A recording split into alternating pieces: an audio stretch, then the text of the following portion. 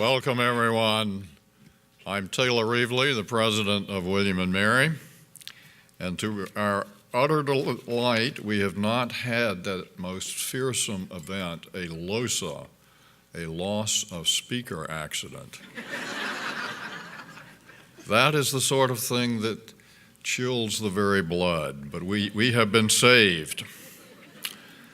Well, as you all know, we are gathered for the third annual Women's Stock Pick and Leadership Summit. This is the primal event, the signature happening for the Bowley Center for Excellence in Finance at William & Mary's Mason School of Business. 16 stock pitch teams from around the United States and Australia have assembled to compete. This is one of only 2 undergraduate, female-focused, I believe, all women, stock pitch competitions in this country and actually, I believe, in the galaxy. In short, it is a very big deal. And along with competition, there will also be a focus on leadership in business with panel discussions and coaching sessions. In short, there is a great deal to anticipate and to look forward to. And to get all this rolling, we are delighted and we are really honored to have with us as the keynote speaker Ursula Burns, the first African-American CEO of a Fortune 500 company. She has done an amazing range of things and is still doing an amazing range of things in her career. It's absolutely extraordinary. And to introduce Ms. Burns, we have the man who made all this possible, who made the Bowley Center for Excellence in Finance come to life and become the wonderful reality, and it is a wonderful reality. We have Todd Bowley himself, a card-carrying William & Mary alumnus, class of 1995. As you all can see, brief biographies of Todd and Ursula are in your programs. They are both extraordinarily accomplished. Todd, you're on. Thank you very much.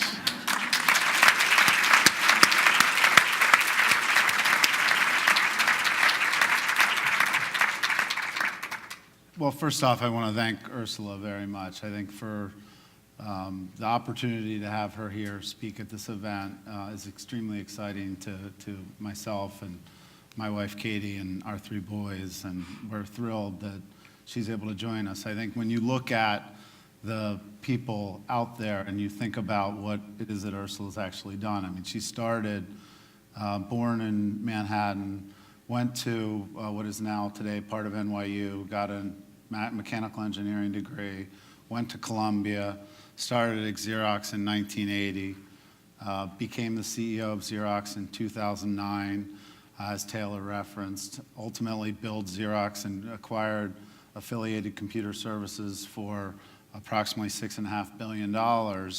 And now, even more impressively to me, she's probably one of, and I didn't have time to do the work on this, but when you add up the market value of the boards that Ursula sits on, it's approaching, $750 billion.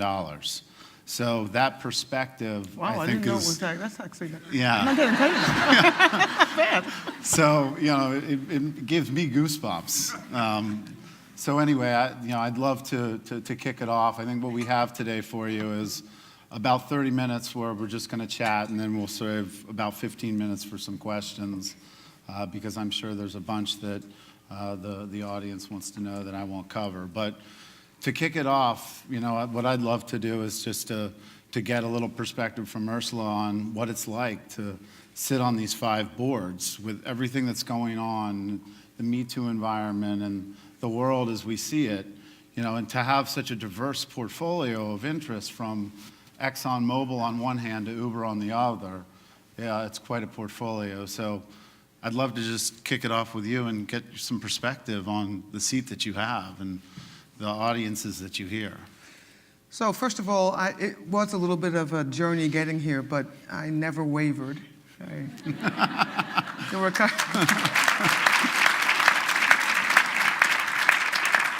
I actually really enjoy this kind of thing now. It was years ago very difficult for me to do it, but now I'm at a different point, so I'm feeling pretty good about spending time just talking about life and the world, and even though I work as well. But this is a good point to be, and I'm so happy that you're sitting next to me. You did not a bad job here, and in your life as well. And the school is quite iconic, so I'm honored to be here.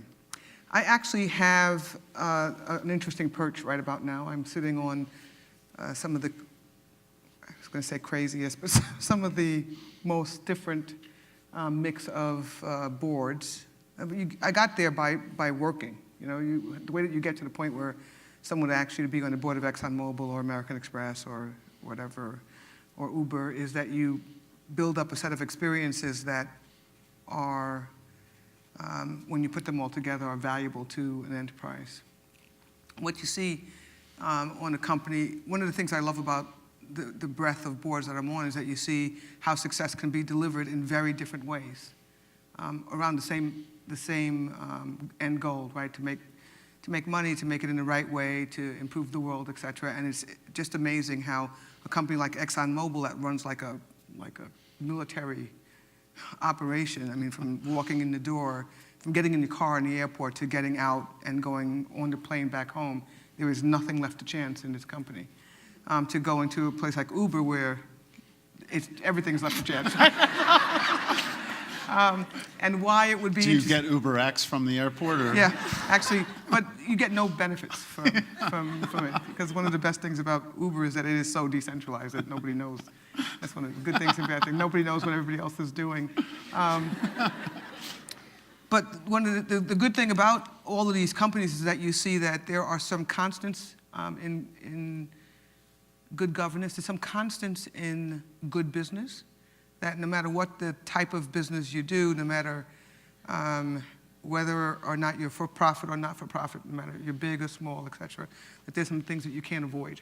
And one of them is that you have to have great people across the board, and diversity, and I don't mean that in the traditional words only, but in the broader sense, diversity actually makes it better, not worse.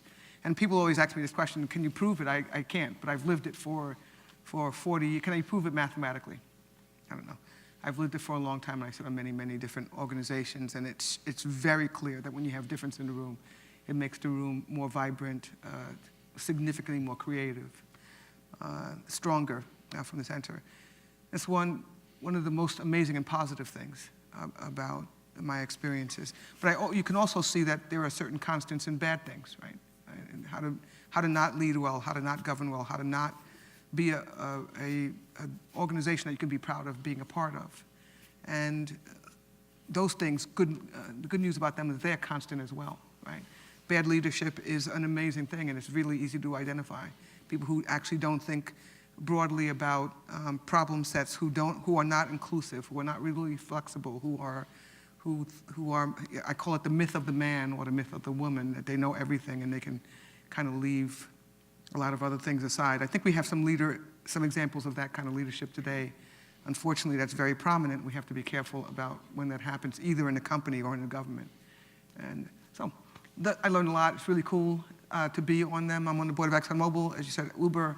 And in the middle, there's a whole bunch of other stuff like American Express. That's one of these phenomenally led companies that actually has an individual who understands that it's not all about him.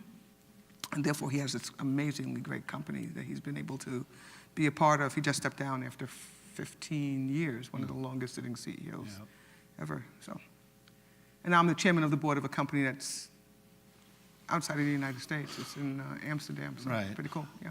A lot of perspective on that. I mean, talk a little bit about the company that you're the chairman of, because I think Yeah, it's a company its called. roots are Yeah, very it's a little interesting. strange actually, Yeah. and I never heard of it until they called me to do it. So this goes to show you how global I was.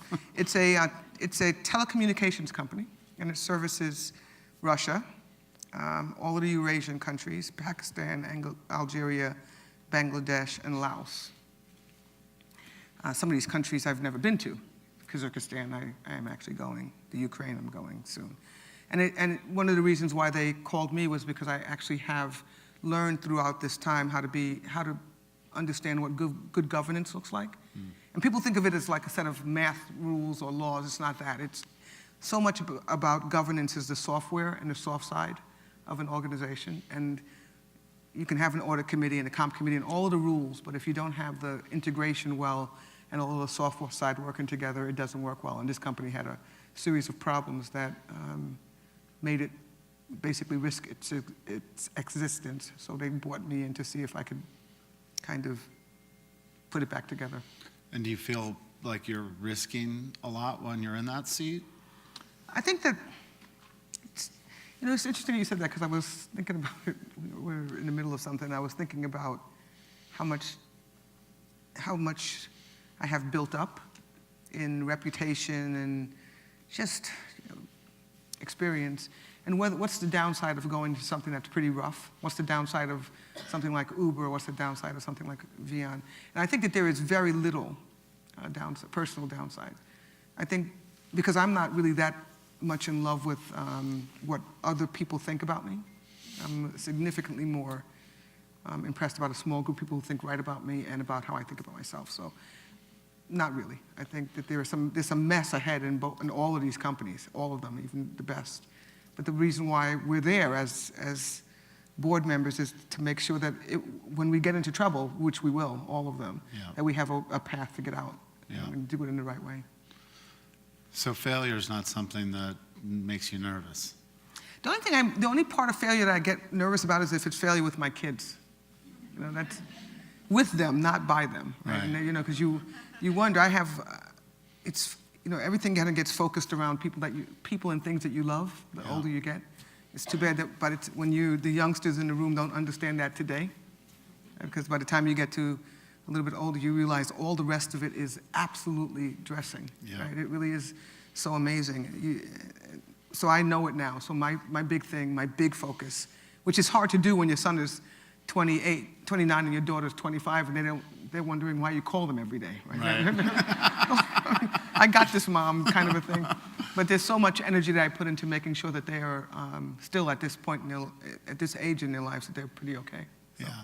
The rest of it is not really that. It's really fun, interesting. Sometimes I live it and watch it from the outside. I watch myself live it because it's almost like I'm a little bit removed from it. Yeah. It's all fun. All good. So how would you define your first 10 years at Xerox, and how did you think about risks then? Yeah, the first 10 years were literally, I call it like living in a tunnel.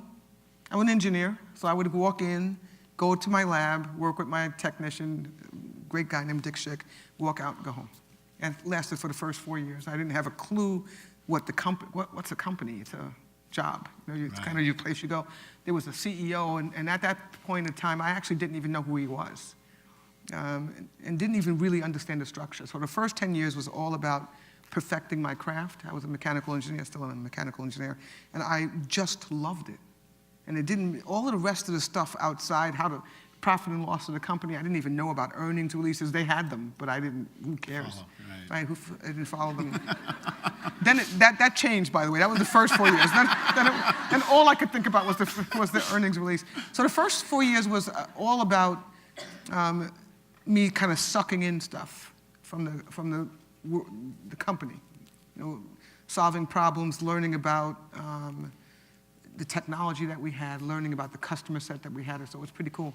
And then the next 4 years was basically learning how to lead a little bit. 90 to 94? This is 82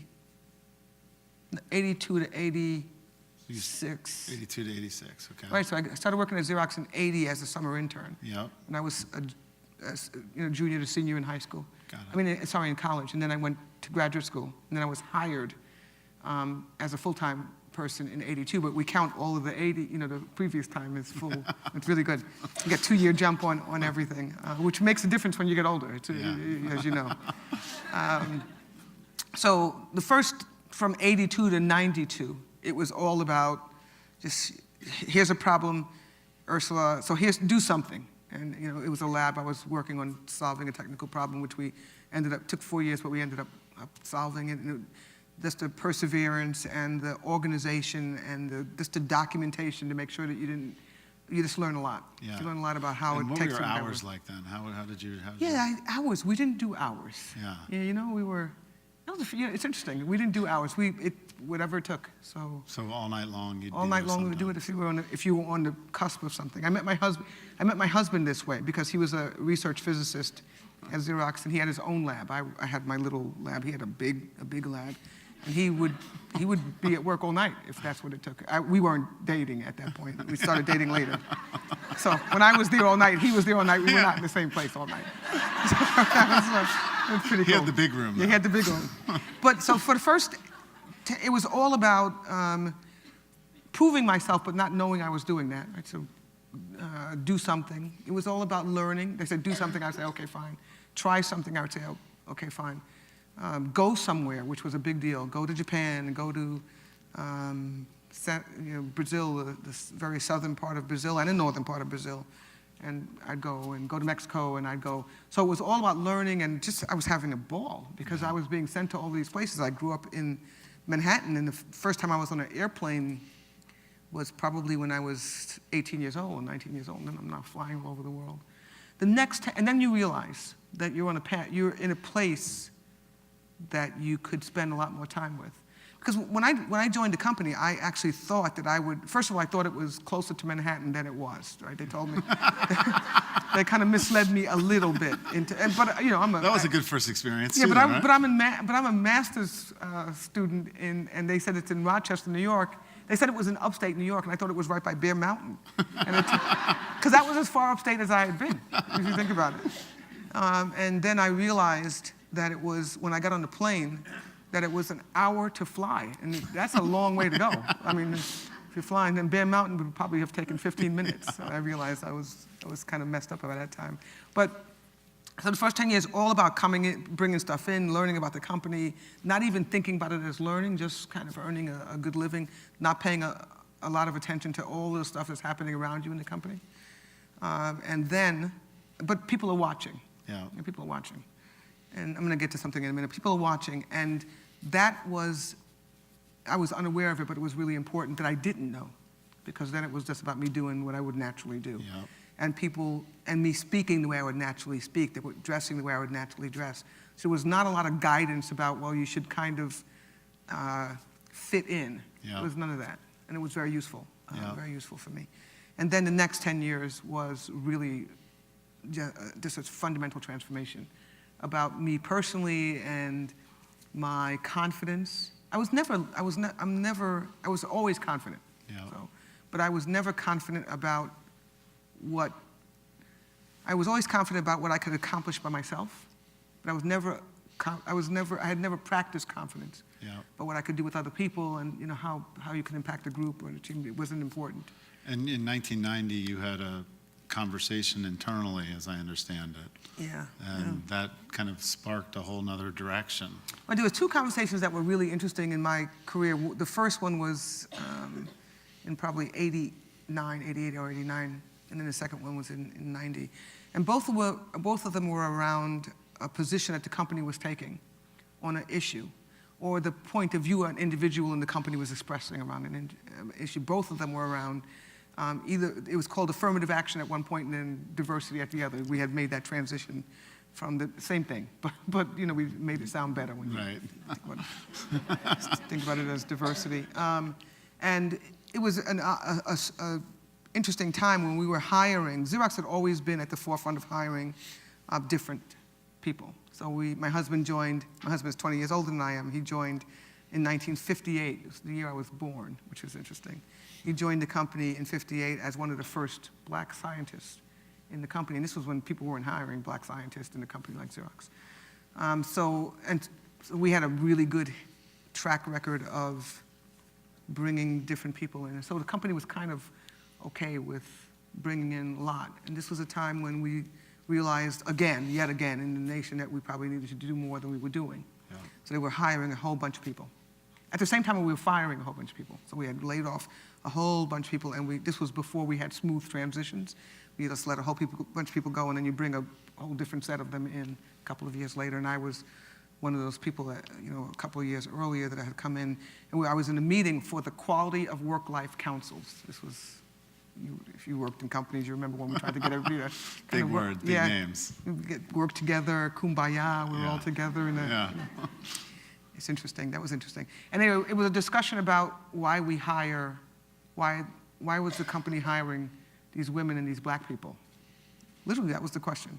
And the guy who was answering it became a very good friend of mine. His name was Waylon Hicks. Answered it in a very respectful way. Really cool. He said, you got to look broader, look at the world.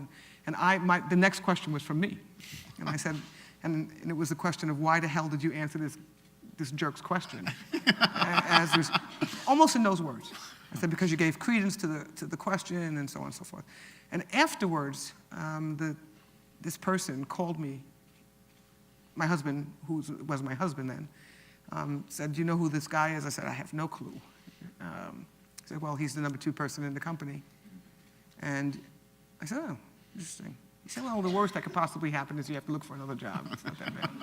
But it turns out that we ended up having this amazing relationship. Republican from Indiana, white man, very racist parents, and he wasn't racist, but his parents were very racist. And me, this liberal, Democrat from the North.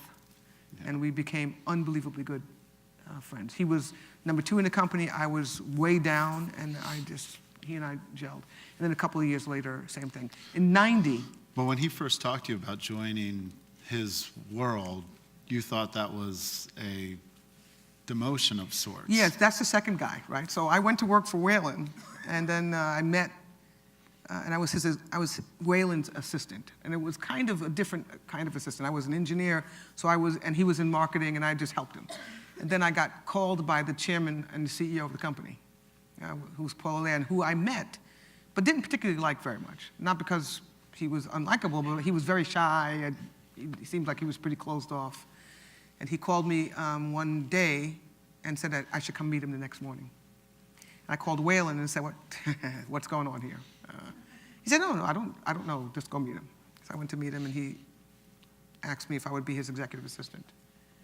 And I said, I don't think that's a really great idea. I think that probably not. He said, well, you should probably think about that. And literally said, come back tomorrow. Like, okay, I'll go think about it. I remember calling Waylon and saying, this guy's a little bit cuckoo, because it was a pretty straightforward question. I gave a pretty straightforward answer. What else is there? I literally am not very, just one of the things that's pretty clear about me. I'm not really good at reading all of this kind of, like hand signals and his face. So I did go the next day, and he said, have you thought about it? I said, yeah, I think, I'm a pretty good engineer. I have made it, and I like it a lot. And I had learned a little bit about business, and I traveled a lot, so I think I should stay on this path that I'm on. And I said, but why do you think I should do it? He said, because I'm the CEO, and I asked you to. That was it. And he said, so you go away and think about it. And I did. I went to work for him. I didn't leave the room. I said, of course, I'll do it if you really think. And that's one of the things I learned for that, is that for people who work in the company, there's the oldest two-way in the company, which is right. But when the company doesn't generally hire you to try to see you fail. That's not what their goal is. It's kind of a really silly thing to do. Yeah. They actually want you to succeed. That's one. And if somebody asks you to do something, they probably need it done. And so I learned, that was one of the first times I realized, oh, he probably needed something done. And particularly if people above me asked me to do things, I would say, okay, sure. If it didn't impact my family or me in a very negative way, I never said no to a job. There's not one job I said no to. Well, that one, and then I took it. Not long term. Not long term. So I went to work for him, and it was absolutely amazing. Absolutely amazing. It was 2 years, 2.5 years, supposed to be a year. It was 2.5 years. We reorganized the company. He was reorganizing the company, moving from functions to lines of business, and I was placed on that task force. I would travel with him everywhere. He was very, very shy, and one of my my things was to try to bring him out a little bit. And we just had a lot of fun together, and I learned a tremendous amount about how to be a leader. When I worked with Waylon Hicks, he basically never shut down. He never shut down. He worked all the time. We would travel, coach all over the place. I was around the world and coach, because he would never, ever take a seat on a plane that was not the cheapest price seat he could get. That was the way he thought about business. It was not efficient. Yeah. It was not efficient, but it was like brutally animalistic, so you learned a lot about how to stay awake, about how to concentrate, about, just all kinds of things.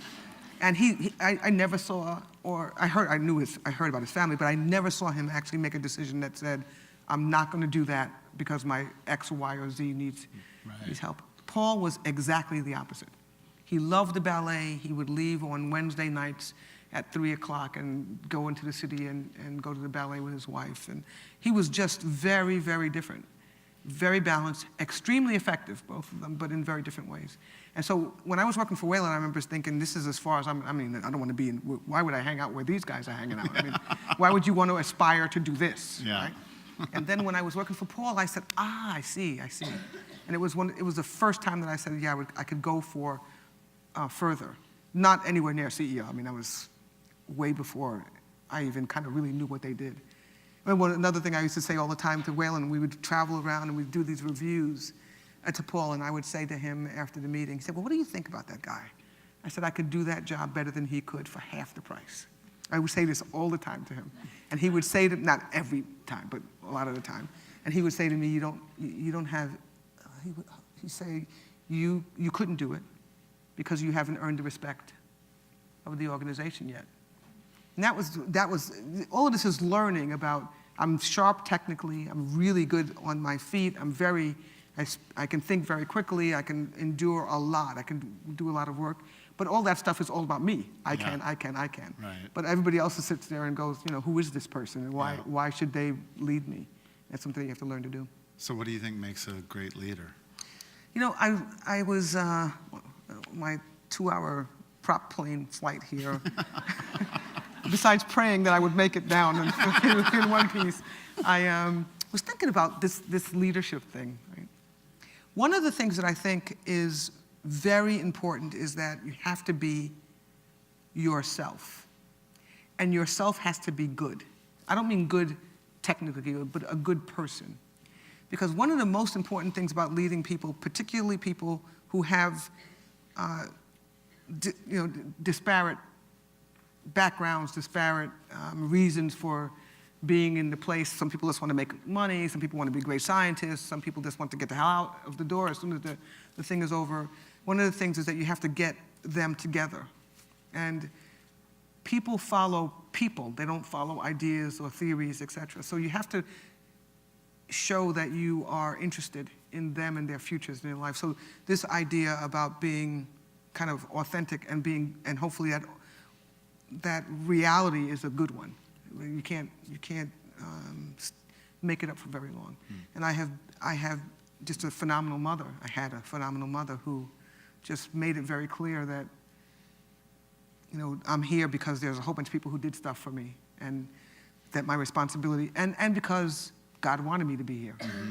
And he or she didn't put me here to just kind of take things away. It was just this kind of this responsibility that we have to kind of make the world a better place and have people have joy and have some level of comfort and have organizations be successful. So I approached it very differently than most men did, and they were fairly mercenary generally, and I am significantly more of a missionary. And that doesn't always work well when you have to meet a quarter, Yeah. right? Because you have to meet a quarter every quarter. But at the end of the day, it turns out to be okay. And I think we're finding out now more than ever before, particularly as women start to make their way through organizations. It's not just women, but it's people who approach the world and life differently, that you can actually probably have both things. You could be a good person, a genuine person, a person who's focused on good, and actually do good by the organization. So one is this idea of authenticity and that your soul matters at work. The second is that you have to be fearless. You have to be able to bear the burden of leading, which is physically heavy, it's emotionally heavy, it's also physically and emotionally joyous, right? Yeah. So you got to be able to do both of those things, for sure. But you have to be able to endure it, and you have to be fearless. You must be able to stand up and say what you think. Yeah. You have to listen, but you have to say what you think. And one of the things that shocks me, it shocked me when I was a leader very young in my company. After 10 years, after we reorganized the company, I got a business to run, which was like unbelievable. And it's amazing how many people don't want to decide things. Yeah. They just don't. It's just better if you decide or somebody else decides. And it took me a whole bunch of years to realize why.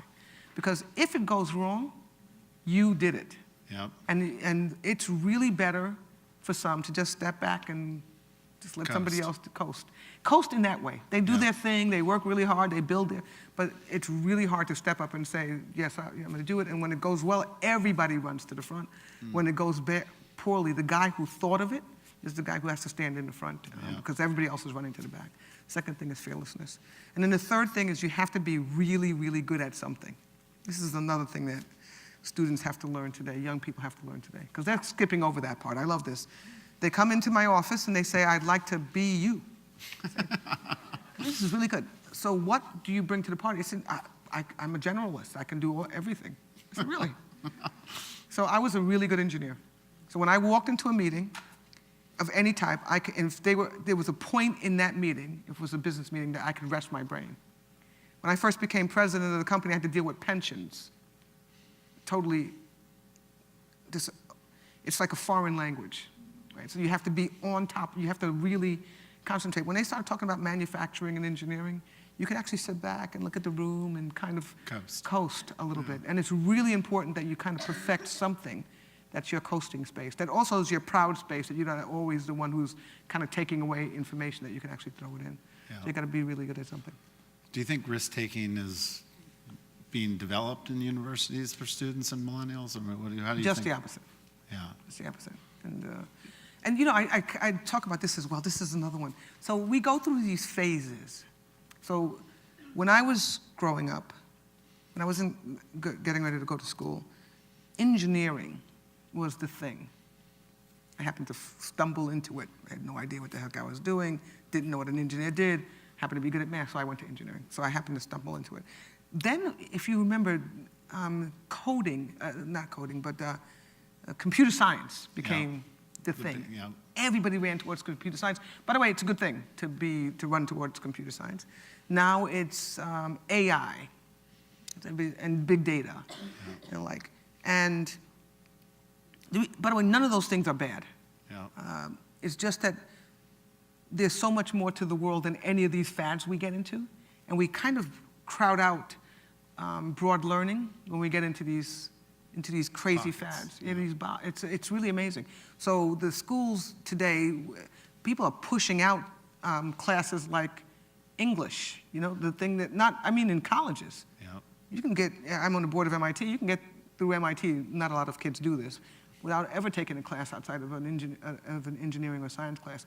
I think it's required that you broaden yourself, that you take risks socially, that you take a risk in your learning, but you also learn how to deal with ambiguity and risk and et cetera. And et cetera. failure. And failure. And failure. This is another one. People say to me, you perfect life, great life. You didn't make any mistakes. I'm like, and so every time you'll ask this, but I'm going to answer it, so don't ask it when you have you ever made any mistakes? And I say this all the time, and I mean this honestly, every day. Every day. I go to bed most nights, and I sit there for a little while before I go to bed and say, oh, if you could have done that thing differently today. And if I'm not saying that, I had a day of Push it. Yeah, that's right. not much going on in Yeah. my day. But generally, it's I Yeah. messed this up. Most of the mess ups are about people. Just about every single one of them. I've not made a lot of big mistakes technically. I mean, I've made them, but I didn't blow up any plants or Yeah. that kind of thing. Lose billions of dollars.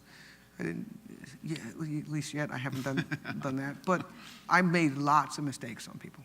Keeping them in jobs too long, that's the biggest thing that I do. Yeah. Having this hope that they'll, just give them a little bit more time, they'll get better. Yeah. And it generally, by the time you make that statement, you're probably 6 months too long with the person. Yeah. And it's hard to do. It's hard to move them, though. Particularly the more senior you get, the closer you get to people, Yeah. and it actually makes a difference, firing your friend. So why don't we open it up for a couple questions here to wrap it up. Anyone have any questions that they want to start with? By the way, I flew for 2 hours on a prop jet, and if there's not at least 10 questions in the audience, I'll be angry. Hi, my name is Jennifer Engelhardt. I graduated from the business school here in '97. I'm a partner at IBM. And we started an organization at IBM that I feel like so much of the coaching and mentoring that I've had as a woman has been on how to get into the executive suite.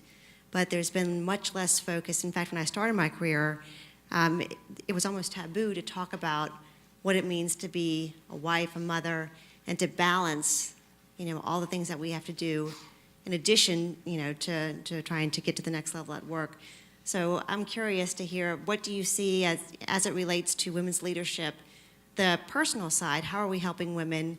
And if you could talk a little bit about your personal story, that would be great. Thank you. Thank you. By the way, thank you, Todd, for not asking anything like this. Because it's one of the most popular questions. And you and I, you're younger than I, but we are different than the generation that's here now and coming in a couple of years. And I'm saying that even though it's not true, I'm saying it as a hope. So the most important thing I've done in my life was have and raise my 2 children. And I don't, as a mother you say that, and as a parent you say that, but when I look back on anything that was good, I look at it in respect to the progression of my kids. Oh, that was when Melissa was 4. That was when Malcolm was 8. It's really interesting how you kind of time your life that way. So I realized early, fortunately, because I had a spectacular mother who didn't have a lot of time because she was single, she was poor, she didn't have a lot of time with us personally. I realized early how much joy I had with my kids. Now, I happen to have a singular benefit that most people in the room don't. I married a man who was 20 years older than I was. And by the time I started to rock and roll, he was retiring. And I tell you, it wasn't planned this way. It really helped. Big office, retiring. Well, he worked for me. He worked for me yeah, that's right, big office. He had a really big lab. Yeah. And he was a scientist, so there was no competition. It was not that kind of thing. He had like flexible work hours. It was a perfect match for what ended up being my work life, right? One of the most important things, particularly if you want to have a family, is to get a partner who actually works at it with you. Because a lot of the time, women actually they ask the question, and the question is answered from the perspective of them being responsible for this unit. And that's just BS. But we're still doing it. To this day, we're doing it, right? So I go to schools, I talk to these young women, the business school, they're getting married, and they ask me, how do you tell me the advice you give for a woman to balance work and family. First of all, I don't like the fact that you have to think about balancing. That's kind of a crazy. Yeah. It's kind of like balancing life, right? I balance work and eating. Yeah. you balance eating and your family Yeah. and breathing. So there's no such thing as balance. It's kind of like how do you live your life. Yeah. But it's always from the perspective of it's my responsibility, not our responsibility. I think the younger women have to actually stop positioning this as such. I do believe, by the way, when you have a child, somebody has to raise it. So you can't have this, at least in my belief, you can't outsource that task. So somebody's going to have to make a decision about, at varying points in time, who's going to be the one who stays home. Yeah. That will still, in our society, mean that they take a pause in the progression of their careers. But at the end of the day, it generally works out okay. Particularly in firms like IBM or like Xerox, it works out okay, that you can actually catch up or not even catch up, that you can actually still have a really good life. So I say that first thing is find the person you do this unit with is probably the most important decision that you can make. And if he's not good or she's not good, dump them. because my mother,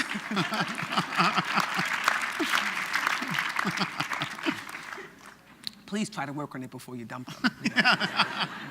But my mother would always say to me, you can do bad by yourself. You can do bad alone. You don't need a lot of help to do that, so don't do it. So that's one. The other is we consider balance, myself and a woman who was a great friend of mine, Ann Mulcahy, who I replaced.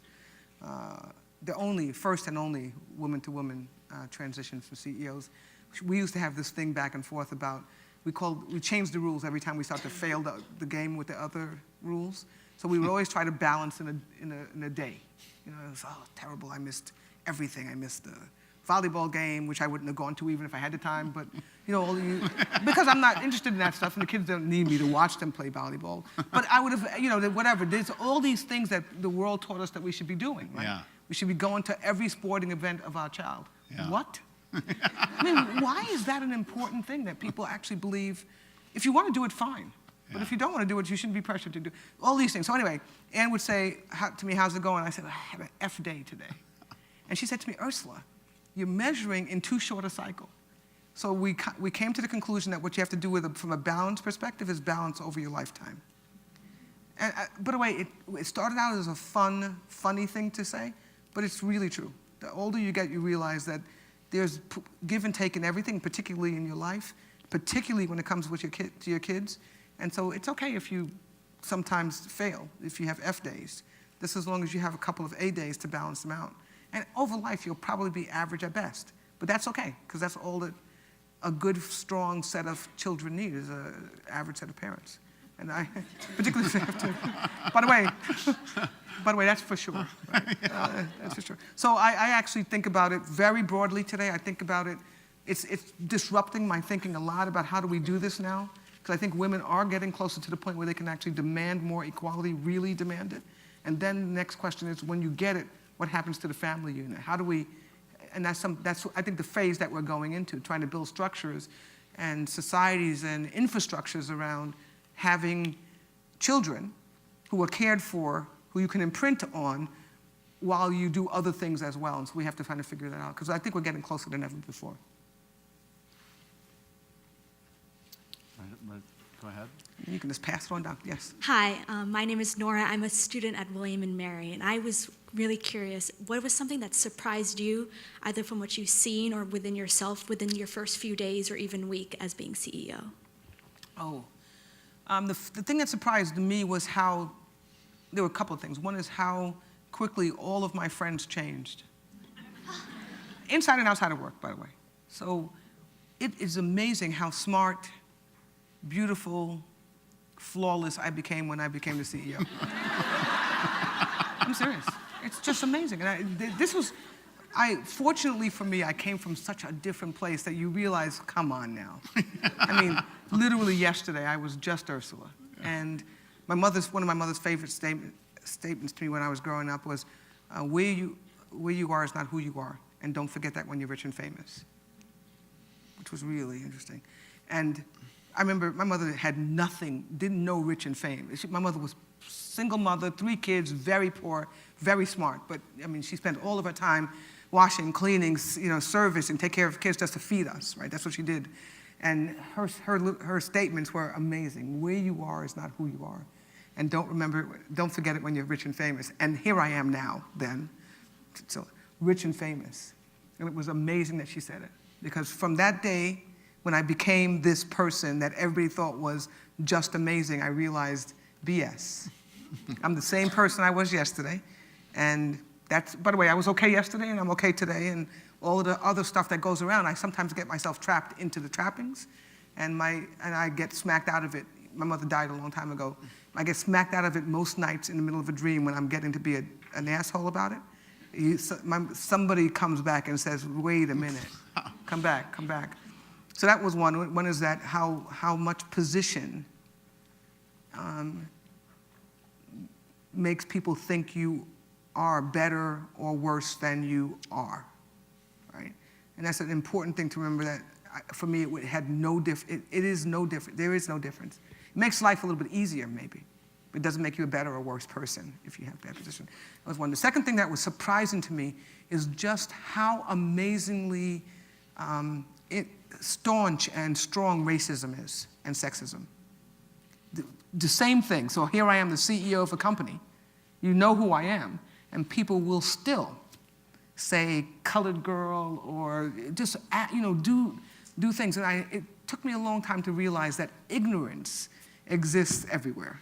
And you should just not get yourself too wrapped up about it. Just, sometimes you do, I get wrapped up about it, get crazy about it. But generally, it's just, don't waste your time, because if they are that strong in their belief, and their belief is that dark, I'm not going to spend a lot of energy on them. So the two things, one is how great you are, and then the second is people think you are. And then the second is how it doesn't matter what you do or how you got, you're still going to be that whatever.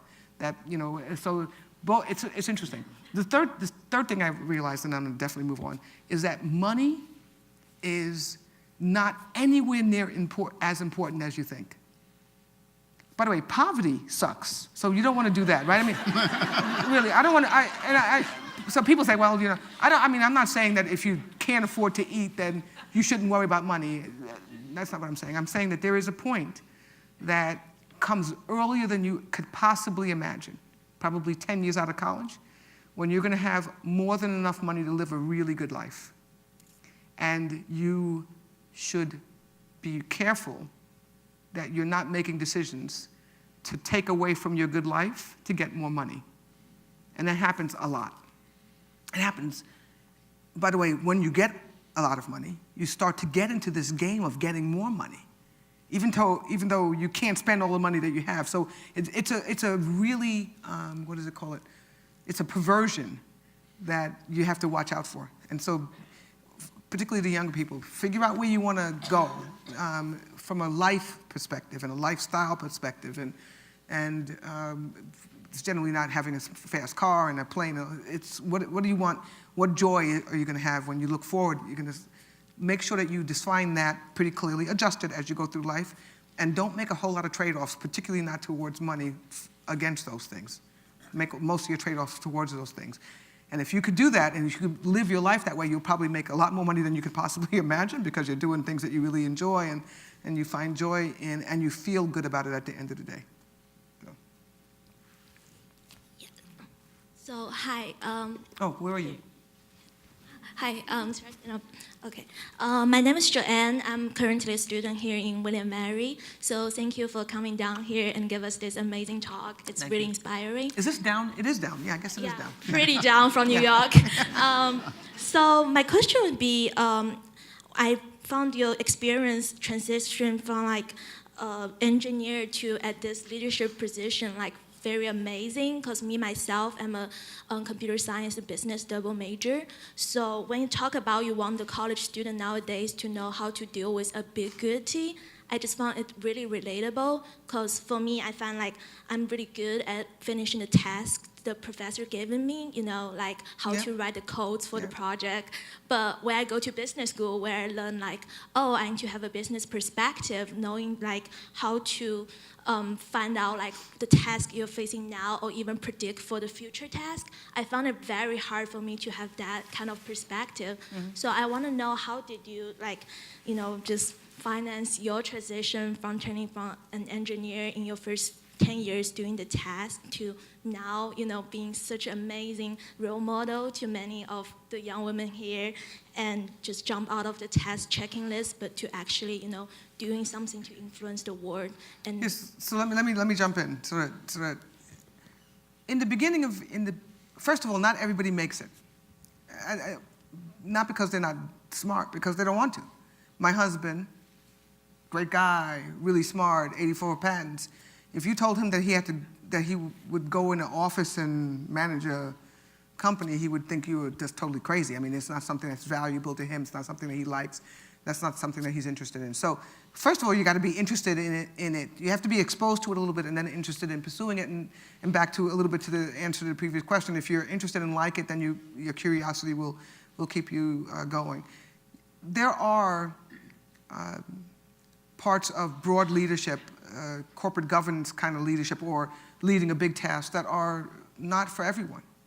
And we are actually trying to train everyone to be these owners and entrepreneurs and manage a business. And we can see today, I won't mention some of the primary examples, where you get people who are really, really good at this thing, and they believe that they can therefore be really good. They're really good at creating. They're really good at starting. And they believe that they can just transition into running, and running complexity. Not that they're not smart, not that what they're doing is not complex, but a different type of complexity just doesn't work. So first thing, you have to kind of like it and have some propensity to do it or to learn enough about doing it so you can do it well. And then it's all about diving, it's, how do you say, moving forward. So every time you get an opportunity to do something, and particularly if it doesn't jeopardize your personal happiness, and I don't mean happiness like I want to play tennis, but this long goal. If it doesn't jeopardize that, you should actually go for it. And very rarely, that's the second, you should go for it, you should learn. And by the way, you may find you hate it. It's good. It's the best lesson out, that you don't want to do it. And then the third thing is that you have to be open to learn. You have to be open to the fact that you don't really know a lot. And generally, if you're a technical person, you can perfect your you know what perfection looks like in your task. If you're a good chemist, you know. If you're a good engineer, mechanical engineer, you know it. You perform better on the test. It's pretty clear. Everybody took the same exact test. You got a 90, they got an 80, you're better than they are. In these other places, it's just not that clear.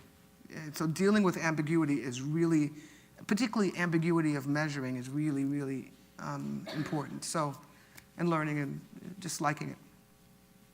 Thank you. Thank you. Two more. Hi. 2 more. I always do this. When you say 2 more, I say 4 more. So, All right, 4 more. 4 more. Does that mean 8 So, more? at least you didn't do 3 more, which means 6 more, right? So, Hi, I'm Sarah. I'm a student at Notre Dame. I'm also studying engineering. And kind of bouncing off the last question, I know most engineers don't end up in sort of the executive roles. What do you think you did early on in your career that sort of led to having these opportunities afforded to you and kind of led you down this path to ending up where you are today? 2 things. 2 things. One I didn't do, I was, and the other one I did.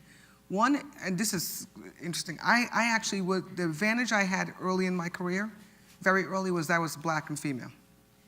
It was huge. Because literally in a room like this is in this room with Waylon Hicks, a room like this, bigger than this, had more people.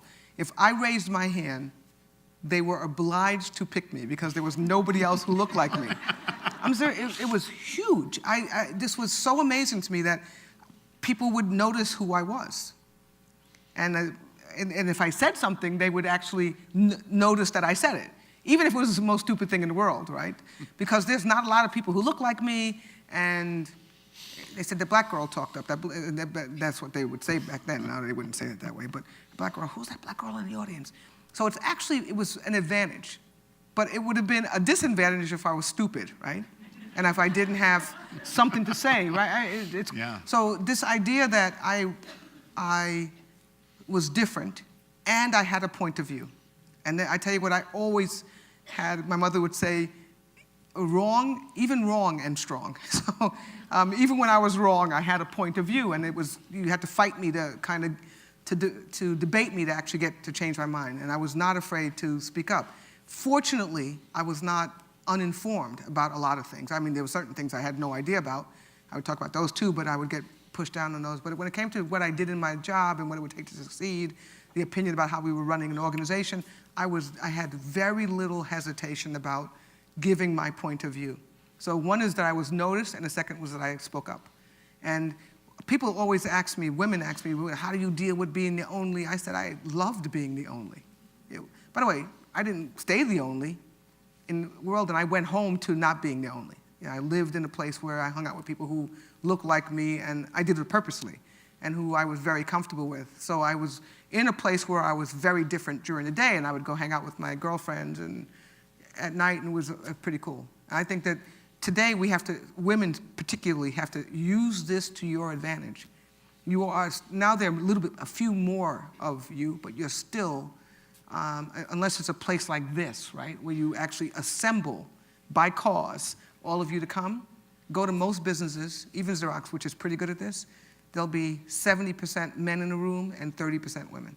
And the higher you go, it'd be 90% men in the room and 10% women. This is not a bad, I mean, it's a bad thing for the societal thing, but for you individually, it could differentiate you really good if you're good. So I just say keep pushing on it.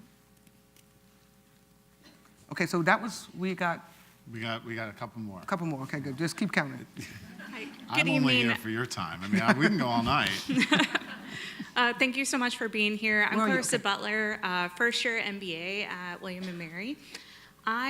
You spoke about your hindsight now. You recognize what the company did to put you in a position to learn and succeed in management. I was wondering, did you do the same thing for who you saw were prospective? Were you more forward with them, or maybe did you let them just do what you did, which was be themselves? So the answer is yes. I'm nowhere, I don't know if I was as good as some of the people who sponsored or mentored me, but I am very active in this space. Not in this idea that we have to, there's 10, we got to take 10, and there's this whole kind of structured program. It didn't work for me. That's not how I do it. I do a lot of this. I do a lot of speaking. Even earlier in my career. And in the company, I do a lot of, I'm still acting like I'm there, but I've been gone for 2 years. What happens when you stay in a place for 38 years? I do a lot of personal talking. Because most of the time, so here I am the CEO, and there's a salesperson or a product manager. I can give them very little information about their job specifically. I can help them with nothing. I'm now more irrelevant to them than in that sphere than any, because new technologies, new approaches. We've moved on. I'm too far away from what they do daily. Most of my time is on the software, and by the way, it's always kind of been this way, but it's all around how do you be a human and work? How do you be a human and interact and lead? And how do you be authentic and do that? And what do you do with your family? Do you save money? There's all kinds of really interesting conversations that I have with younger people. They ask me, how do I get to be you? And I say, you ask somebody further down in the organization. Just about everybody who mentored me from a job perspective were people who were peers of mine or even junior to me. They tell me hints and tips about work. Most of the people who told me about life and fitting in and leading and software were people who either liked or didn't like me, but were very forward and spoke to me. I do it all the time. I have a great story about a board member, one of my board members, who, I'm 10 years in the company, I'm sitting around the boardroom, which is a little bit crazy, right? I was sitting around the boardroom because I was an assistant to this guy. So I was able to literally sit in the boardroom, and when it was really bad stuff, they kicked me out, or really secret stuff, they kicked me out. But I was there all the time, and I would travel with the board as well. And one of the guys who was on the board up until the day I retired, he was on the board from that way back then, is a guy named Vernon Jordan, who is, I call him my father. This guy was that impactful in my life. And the first thing that he said to me, we were walking down the hallway, and this deep voice, I was in front of him, and this deep voice said, "Hey, you." And I kind of turned around and saw this guy. I kind of knew who he was because he's pretty famous. He was really big. And I looked around and figured he was talking to somebody else because there were other people in the hallway, so I just kept going. And he said, "Hey, you." And I turned around the second time, and he said, "Come here." So anyway, I met him. He said, "Do you know who I am?" I'm Vernon Jordan. I said, "Of course I know who you are." And he said, "Who are you?" And he said, "I'm going to send you some homework." So this is the first day I met him. Literally, I knew who he was. And he started sending me little letters and books. And when I saw him, he would say, did you do your homework? Because when I first started getting these things, I was like, what am I supposed to do with them? So I asked, he said, read them. It's kind of a novel idea. So that started. Met him, I moved up in the company, and I became a member of the senior team that would naturally, not a board member, not even on the first line, but pretty close. I was running manufacturing and supply chain. We were having a lot of trouble. We nearly went bankrupt. It was a crazy thing. And I was running a major piece of the cost center of the company. I had to go to the board all the time and report about how I was going to save this $2 billion that they gave me the task to save. And I was sitting next to him one day, and nervous as hell, but pretty confident about what I was doing.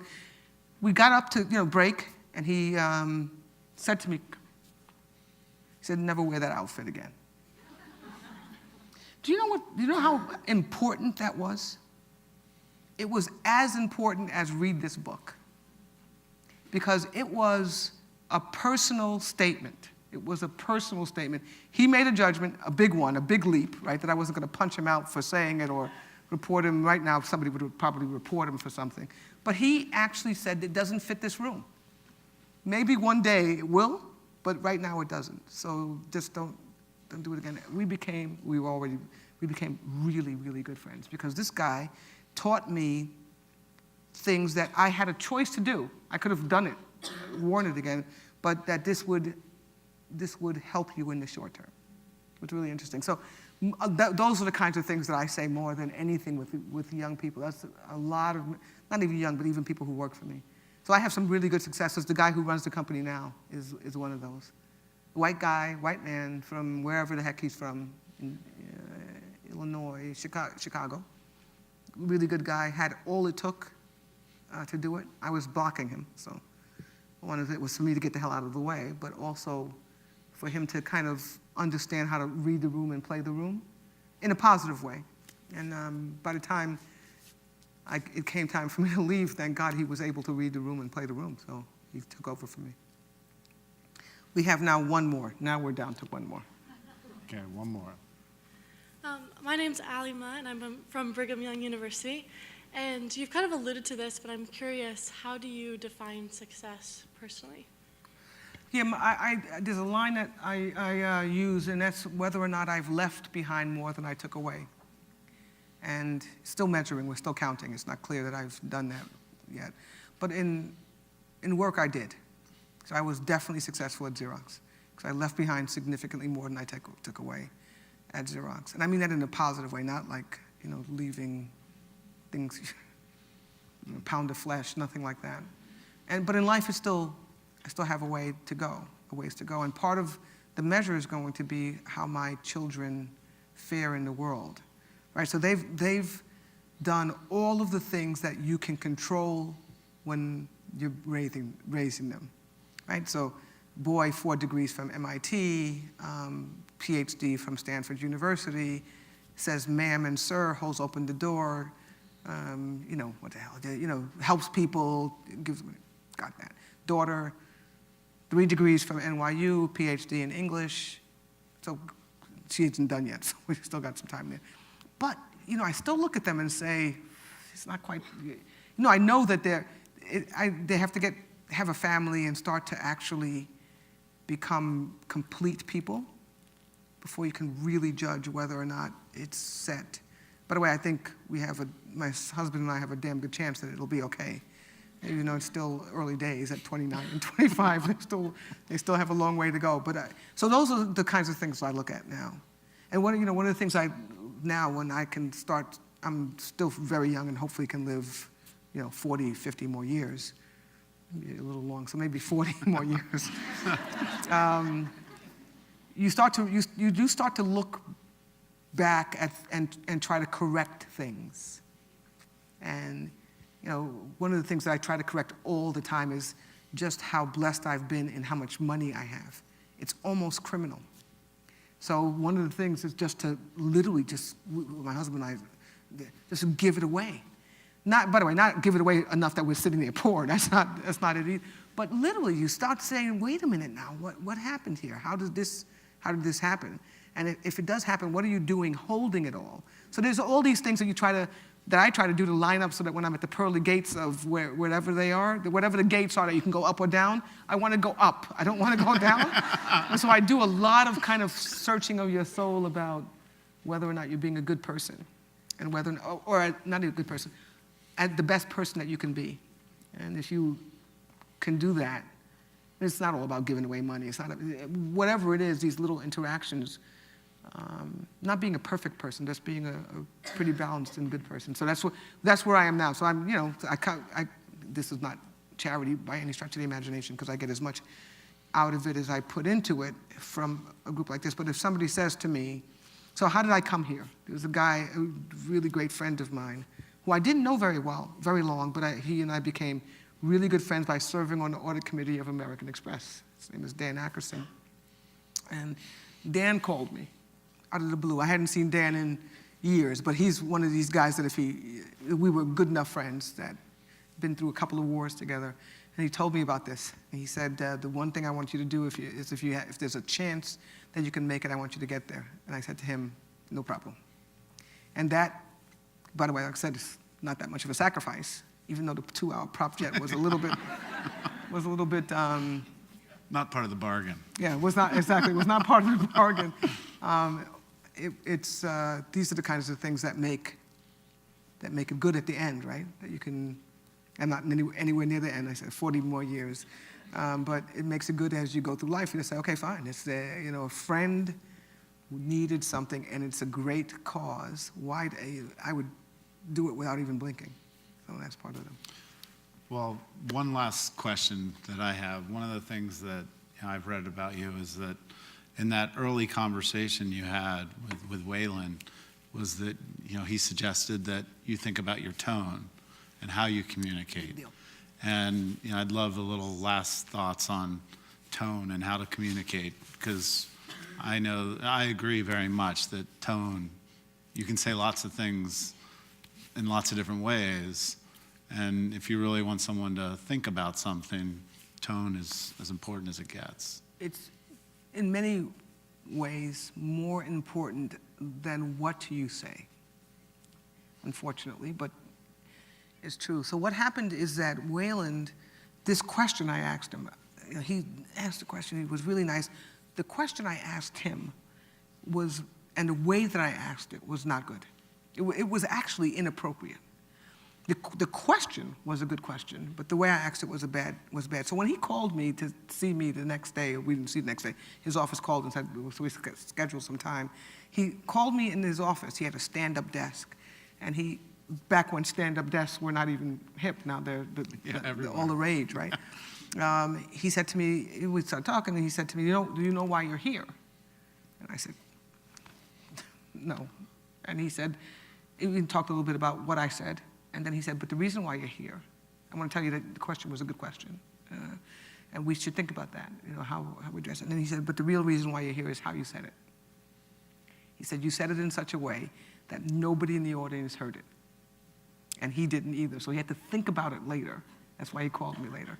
Because I was so offensive in the way I said it. I said not one bad word, I spoke slowly, I articulated well, but the way I did it was really not good. And so that was another one of these amazing lessons. Right? And the more that you grow up in a company, particularly, for me it was really good because I stayed in the same place for 38 years. So by the time I became CEO, I had a lot of people who knew me. Fortunately, I had a lot of those people, a couple of those people who were pretty blunt with me. One of them is a guy named Don Liu, who's not a general counsel of Target. He used to be my general counsel. I met him before I became general counsel. We knew each other for 12 years by this time, 10 years by that time. And he would call, I would be sitting in the staff meeting, and I have moods like everybody else. Everybody has moods. Yeah. And you don't check your mood at the door. People say check.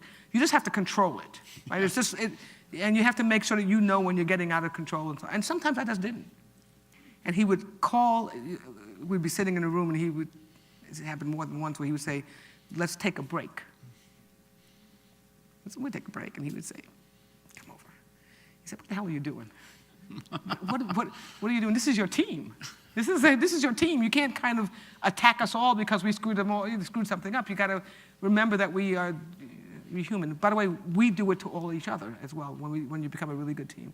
So this idea that you can have almost a self-regulator to make sure that you slow down a little bit to understand what you're trying to accomplish. What you're trying to accomplish is to get a message across. And hopefully, sometimes you want it to be aggressive and angry, but many times you don't. And the way that you say it is important. We are I'm going to probably get myself in trouble now, so we definitely have to get off a phase. We're in a situation now where we're being led by one of the most vulgar men I have ever heard in my life. And by the way, I don't particularly care about his political views. It's not about the politics. I get the politics. I don't agree with the politics. But I didn't agree with George Bush's politics, George Bush II's politics either. But I knew him and liked him. Yeah. It's not that.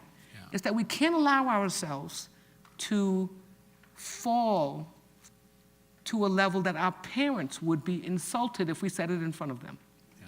And that's where we are now, and that can't be the way that we're, and so I hope, if anything, forget about staying in or not, just that he has some modulator that says, I'm leading a nation of 320 million people, and I have to be an example.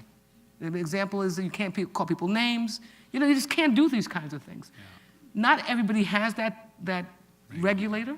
Yeah. Unfortunately, not everybody has that regulator. People can get it. Like I said, I'm bad sometimes too, really bad. Fortunately, not enough, and not in settings that a lot of people, particularly as I led 140,000 people at sometimes, you could be really crazy. And there's no sense in doing it. There's no sense in actually giving people the break to be thoughtless about how they communicate. It's a responsibility that we think about tone, and we think about how other people feel about what we say. And it's an art, not a science in the end. Thank you very much, Ursula. Thank you.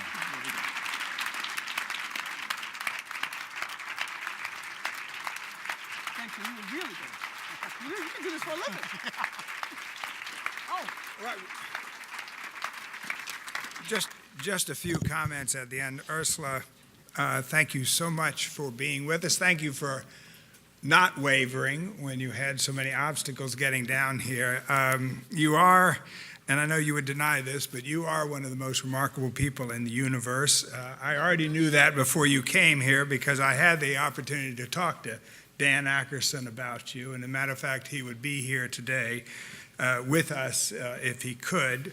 I also talked to you a couple times, so I know, and now we all know, and we have teamed you this evening with one of the most impressive people in the William & Mary firmament, Todd Bowley, and you can't help but have something magical happen in that environment and in this environment. So thank you very, very much. Thank you, Todd. You honor us.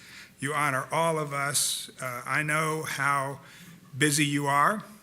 I know how demanding your schedule is. I cannot tell you how honored we are to have you help us launch the 3rd annual Women's Stock Pitch and Leadership Summit, the largest gathering we have ever had. Thank you, and we want you to know how truly grateful we are. So thank you very much. Thank you.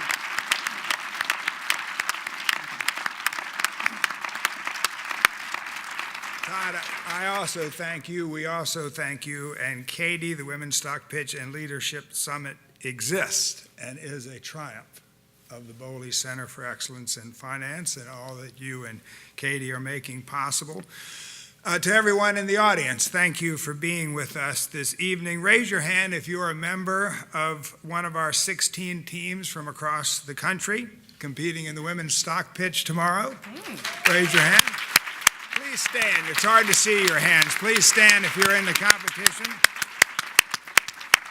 We are so pleased that you're with us this evening. Good luck to all of you tomorrow morning, and may the best women win. And to everyone, have a lovely evening. Thank you for being here.